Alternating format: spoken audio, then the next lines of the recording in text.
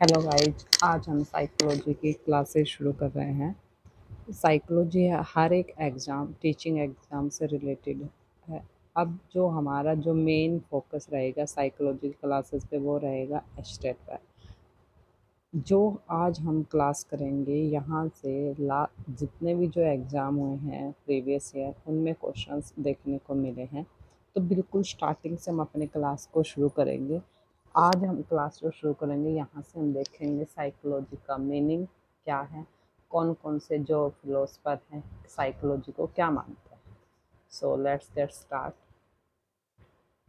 देखिए, जो साइकोलॉजी शब्द है वो अंग्रेजी भाषा का रूपांतर, अंग्रेजी भाषा का जो मनोविज्ञान पद का अंग्रेजी रूपांतर, जो हमारा मनोविज्ञान जिसको हम बोलते हैं, अंग्रेजी भाषा का शब्द कौन सा है? साइकोलॉजी। और जो साइकोलॉजी जो शब्द है ये किस भाषा का शब्द है? ये है ग्रीक भाषा का शब्द। और जो दो शब्दों से मिलकर बना है, फर्स्ट वन साइको और प्लस लोगस। अब साइको का अर्थ क्या होता है? साइको का अर्थ है आत्मा और लोगस का अर्थ क्या है? अध्ययन। तो मतलब हमारा अगर हम साइकोलॉजी का मीनिंग अगर देखें तो क्या हो गया कि ऐसा सब्जेक्ट, ऐसा विषय जो हमारी जो आत्मा है उसका अध्ययन करता है। समझ आ गया? अब पूछा जा सकता है कि लोगस का अर्थ क्या है, साइको का अर्थ क्या है, कौन सी भाषा से बना है। तो जो मनोविज्ञान शब्द है वो अंग्रेजी भाषा का साइकोलॉजी का रूपांतर है, और साइकोलॉजी वो ग्रीक भाषा का शब्द है। क्लियर? अब दो ऐसे थिंकर हैं जो ये मानते हैं कि जो साइकोलॉजी है वो क्या है? आत्मा का अध्ययन करने वाला विषय है। वो कौन कौन से फिलोसफर हैं? एक तो प्लेटो है और दूसरा एरिस्टोटल मीन्स अरस्तु है। क्लियर? तो पूछा जा सकता है कि कौन कौन से दो फिलोसफर हैं? एक प्लेटो और अरस्तु। क्लियर? किंतु आधुनिक मनोविज्ञान द्वारा यह परिभाषा मान्य है, लेकिन मॉडर्न जो फिलोसफर हैं वो ये नहीं मानते कि जो हमारी साइकोलॉजी है ना वो आत्मा का अध्ययन करने वाला विषय है। उन्होंने इस चीज़ को नेगलेक्ट कर दिया। उन्होंने कहा नहीं, जो मनोविज्ञान है वो कुछ और है। फिर नेक्स्ट जो 17 और 18 सेंचुरी के फिलोसफर आए, जिसमें कौन कौन है? लिविनिज है, हॉब्स है, लॉक है, कांट है, ह्यूम है, आदि के नाम मुख्य हैं। साइको का अर्थ क्या होता है? मन। उन्होंने बताया नहीं, आत्मा नहीं है, उसको तो नेगलेक्ट करो। अब क्या है? साइको का अर्थ मन है। और कहा कि जो विषय मनोविज्ञान है ना, इसका जो मेन जो सब्जेक्ट है वो क्या है? ह्यूमन बीइंग का जो माइंड है वो है। लेकिन अब ये परिभाषा भी ज़्यादा टाइम तक नहीं चली। इन आने वाले टाइम में इसको भी नेगलेक्ट कर दिया। 1870 के टाइम तक इसको मतलब अडॉप्ट किया गया। उसके बाद इसको क्या कर दिया? नेगलेक्ट कर दिया। और नेगलेक्ट कर दिया तो उन्होंने दो तीन बातें बताई। अब किसी भी चीज़ को हम नेगलेक्ट करते तो उसके अंदर कुछ ना कुछ तो उनके डिमेरिट्स होंगे, वो बताएंगे। उससे पहले उन्होंने कहा कि जो साइकोलॉजी है ना वो फिलोसफी दर्शन शास्त्र है ना उसी की एक शाखा है। तो यहाँ से क्वेश्चन आ गया कि जो मनोविज्ञान है, साइकोलॉजी किसका पार्ट है? तो ये फिलोसफी का पार्ट है।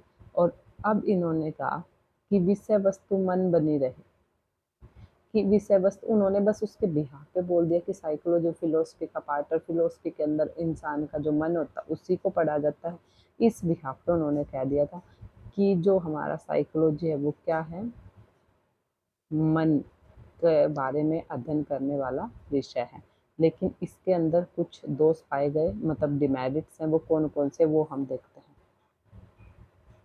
देखिए, सबसे पहले जो मना किया गया, आत्मा या मन एक ऐसी। अब उन्होंने कहा भी ठीक है, आपने कह दिया ये आत्मा या मन का विषय, लेकिन ये तो दोनों के दोनों कैसे सब हैं? आत्मा और मन दोनों एब्स्ट्रैक्ट हैं, जिसको देखा सुना नहीं जा सकता। तो इसका अध्ययन कैसे होता है? नहीं पॉसिबल है।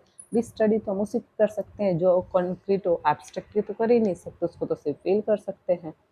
फर्स्ट इनका ये इस बात से नेगलेक्ट किया गया। सेकंड का, मनोविज्ञान को मन या आत्मा का विज्ञान मान लेने से उसके विषय वस्तु स्पष्ट ही बनी रहेगी। उन्होंने कहा ठीक है, साइकोलॉजी को आपने मन मान लिया, आत्मा मान लिया, का विज्ञान मान लिया, लेकिन उसकी एक्चुअल विषय वस्तु क्या है वो तो क्लियर ही नहीं है, एम्बिगुएट है, मतलब क्लियर नहीं है। उसको हमें नहीं पता क्या बताना चाहते, क्या एक्चुअल में। तो इस वजह से इसको क्या कर दिया? नेगलेक्ट कर दिया। फिर ये जो 4 लाइन है जिनको अंडरलाइन मार्क हाईलाइट किया गया है, यहाँ से इम्पोर्टेंट क्वेश्चन है। फिर 1879 में विलियम वुंट आए और उन्होंने क्या किया, सबसे पहले मनोविज्ञान की एक प्रयोगशाला जो लेबोरेटरी है वो एस्टेब्लिश की, कहाँ पर की, जर्मनी के कौन से विश्वविद्यालय में, लिप्जिंग विश्वविद्यालय में। और अब एट प्रेजेंट लिप्जिंग विश्वविद्यालय का नाम बदल दिया है और क्या है, कार्ल मार्क्स। क्लियर। इसी समय से मनोविज्ञान का संबंध दर्शन, अब देखिए धीरे धीरे टाइम पास होता गया, इसी समय से मनोविज्ञान का संबंध दर्शन शास्त्र से धीरे धीरे कम हो गया और इसका स्वरूप है, कैसा हो गया भी, मनोविज्ञान का जो संबंध है दर्शन शास्त्र से कम हो गया, इसका स्वरूप प्रयोगात्मक एक्सपेरिमेंटल बेस हो गया, वो तो खत्म हो गया, अब धीरे धीरे क्या होने लगा, एक्सपेरिमेंटल हो गया। फलस्वरूप मनोविज्ञान की विषय वस्तु आत्मा या मन से हटकर अब मेंटल एक्टिविटी है वो बता दिया इन्होंने, ठीक है। पहले सोल थी ह्यूमन बीइंग की, फिर उन्होंने माइंड किया, उसको भी नेग्लेक्ट कर दिया। अब जो फिर एट प्रेजेंट मतलब बाद में, उसके बाद 17-18 सेंचुरी के बाद इसको मेंटल एक्टिविटी बताया गया या फिर चेतन अनुभूतियाँ, क्योंकि देखिए जो मेंटल एक्टिविटी होगी वो कॉन्शियसनेस होगी, है ना, कुछ अनकॉन्शियसनेस होते हैं।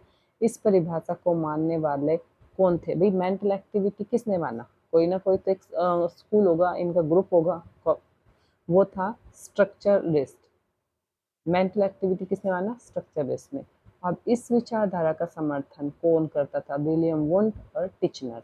तो स्ट्रक्चरलिस्ट के अंदर जो मेंटल एक्टिविटी को अडॉप्ट किया गया था साइकोलॉजी के अंदर, वो कौन कौन थे, एक तो विलियम वुंट था और नेक्स्ट कौन था, टिचनर। अब इस विचार, अब कोई ना कोई ऐसे परिभाषा देते गए तो उसके अंदर हर एक के अंदर दोष आता गया, मतलब डिमेरिट्स थे तो उनको मॉडिफाई करते गए। अब इसमें भी उन्होंने कुछ ना कुछ बता दिया भाई ये भी गलत है। इस विचारधारा में मात्र चेतन अनुभूतियों के अध्ययन पर बल दिया गया था, परंतु मानव के अनुभव अचेतन भी होते हैं, है ना। आगे आप पढ़ोगे सिगमंड फ्राइड को, तो उसके अंदर आप चेतन अचेतन अच्छे से पढ़ोगे। अब उन्होंने कहा नहीं, इन्होंने तो स्ट्रक्चरलिस्ट थे, इन्होंने कहा सिर्फ मेंटल एक्टिविटी, लेकिन हमारा माइंड है वो तो अनकॉन्शियसनेस भी रहता है, कई बार ऐसा कुछ हो जाता है जो हमें पता ही नहीं होता, लेकिन एक्चुअल में हैपेंड हो जाता है, घटित हो जाता है, पता ही नहीं चलता। तो इस चीज़ को भी क्या कर दिया गया, नकार दिया गया। संरचनावादी विचारधारा में त्रुटि पाए जाने का मनोविज्ञान की अन्य विचारधारा जो पनपी, मतलब जिसका उदय हुआ, ओरिजिन हुआ, वो कौन थी, बिहेवियरिस्टिक। अब ये है व्यवहारवादी। क्लियर। अब यहाँ हम देखेंगे वो एक ह्यूमन बिहेव है, जैसे ह्यूमन कैटेगरी है ऐसे ही हूँ हमारी क्लास के हैं, उन जो एनिमल्स वगैरह हैं उन पर वो एक्सपेरिमेंट करेंगे और आगे इसके बारे में हम बाद में डिस्कस करेंगे। अब यहाँ तक जितना हमने अभी पढ़ा है इसके बारे में थोड़ा सा डिस्कस करते हैं। फर्स्ट क्या पढ़ा हमने, साइकोलॉजी। साइकोलॉजी है जो मनोविज्ञान है वो अंग्रेजी भाषा का किस शब्द, कौन सा शब्द है, साइकोलॉजी। अब साइकोलॉजी किस भाषा का, ग्रीक का। और ग्रीक के भी साइकोलॉजी दो शब्दों से मिलकर बना, एक तो साइको और एक लोगोस। साइको का अर्थ क्या होता है भाई, साइको का अर्थ होता है आत्मा और लोगस का अर्थ होता है अध्ययन करना। मीन्स क्या था स्टार्टिंग में, साइकोलॉजी जो ह्यूमन बीइंग की जो सोल है उसकी स्टडी करता है, लेकिन इसको फिर नेग्लेक्ट कर दिया। फिर 17 और 18 सेंचुरी के अंदर नया एक साइकोलॉजी का नया ओरिजिन, और उसके अंदर ह्यूमन जो माइंड है उसके बारे में बताया गया कि ह्यूमन माइंड की स्टडी करता है, उसको भी नेग्लेक्ट कर दिया। उसी टाइम पे बताया गया कि जो साइकोलॉजी है ना वो फिलोसफी का ही एक सब सब्जेक्ट है, फिर उसको भी नेग्लेक्ट कर दिया। बाद में जो स्ट्रक्चरलिस्ट हैं ये आए, इन्होंने कहा नहीं नहीं साइकोलॉजी तो मेंटल एक्टिविटी की के बारे में बताती है, फिर उन्होंने कहा इस चीज़ को भी नेग्लेक्ट कर दिया। क्यों, उन्होंने कहा मेंटल एक्टिविटी सिर्फ कॉन्शियसनेस नहीं होती, अनकॉन्शियसनेस भी होती हैं। उसके बाद स्ट्रक्चरलिस्ट के बाद कौन सा आया, बिहेवियरिस्ट, व्यवहारवादी। अब इन्होंने क्या बताया, ये आगे हम जो आने वाली वीडियो है उसमें हम डिस्कस करेंगे व्यवहारवाद के बारे में, कि व्यवहारवाद ने साइकोलॉजी को क्या माना है। तो तब तक ये सस्पेंस बना रहेगा। Take care, bye.